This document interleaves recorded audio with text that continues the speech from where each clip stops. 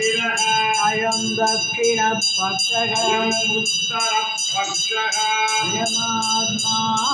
इदं बुद्धं प्रतिष्ठा तदप्येतस्वो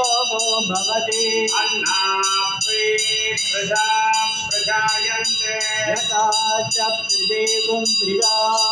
भङ्गेन वै जीवन्ते अदैनदभियन्त्यन्ततः अन्नहं जीवोदानां केष्टम् तस्मात् सर्वौषधमुच्यते सर्वं भेदेनाप्नुवन्ति येनं ब्रह्मोपासते अन्नहं विभूतानां केष्टम्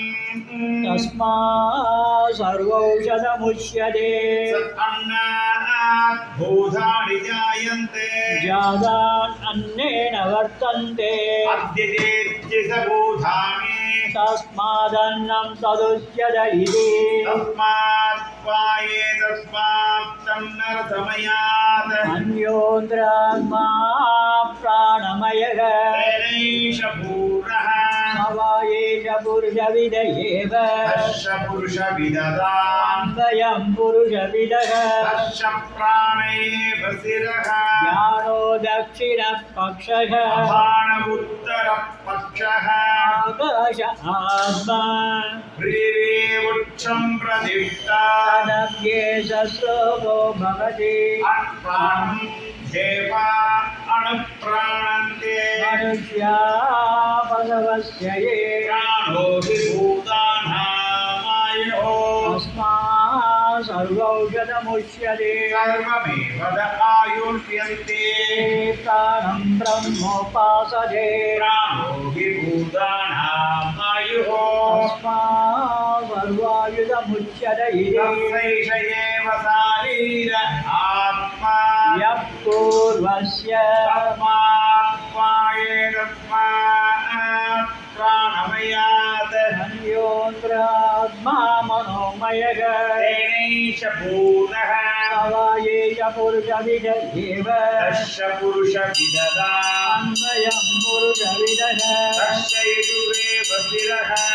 दक्षिणपक्षः दामोदरपक्षः तेज आत्मा अदर्वाङ्गिरसपुच्छं प्रतिष्ठा तदप्येष श्लोको भवति यदो वाचो निवर्तन्ते अग्राह्य मनसा सह आनन्दं ब्रह्मणो विद्वान् तस्यैष तस्यैष एव शारीर आत्मा पूर्वस्य तस्मात् पाये तस्मात् मनोमयात् अन्योन्द्रात्मा विज्ञानमयः तेनैष भूतः सवायेष पुरुषविद एव तस्य पुरुषविददा अन्वयं पुरुषविदः तस्यैव शिरः ऋतुर्गुरुं दक्षिणपक्षः सत्यमुत्तरपक्षः योगात्मा सः पुच्छं प्रतिष्ठा तदप्येष श्लोको भवति विज्ञानं यज्ञं तनुते कर्माणि तनुतेऽपि च विज्ञानं देवाः सर्वे ब्रह्मजेतमुपासते विज्ञानं ब्रह्म चेत् तस्मात् चेन्न प्रमाद्यते शरीरे पाप्मो हित्वा सर्वान् कामान् समाप्नुत इति तस्यैष एव शारीर आत्मा यः पूर्वस्य